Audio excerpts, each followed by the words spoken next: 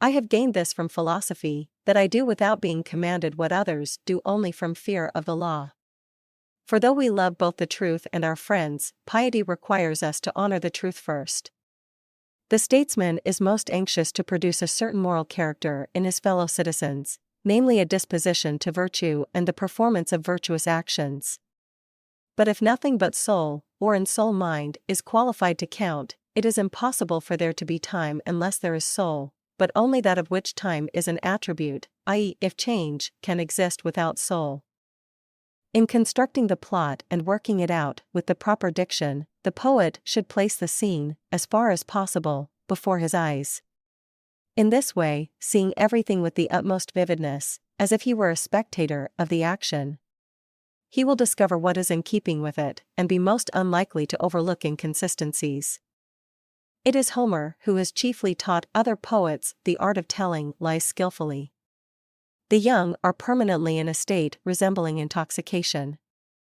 Rhetoric may be defined as the faculty of observing in any given case the available means of persuasion. This is not a function of any other art. The moral virtues, then, are produced in us neither by nature nor against nature.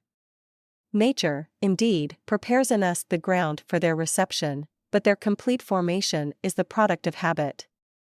The eyes of some persons are large, others small, and others of moderate size, the last mentioned are the best.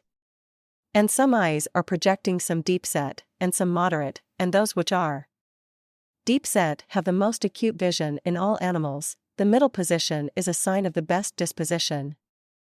It is clearly better that property should be private, but the use of it common, and the special business of the legislator is to create in men this benevolent disposition.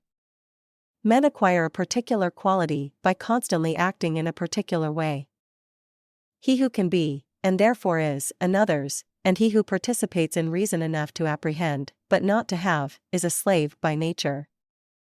No notice is taken of a little evil, but when it increases it strikes the eye. Whether if soul did not exist time would exist or not, is a question that may fairly be asked, for if there cannot be someone to count there cannot be anything that can be counted. So that evidently there cannot be number, for number is either what has been, or what can be, counted.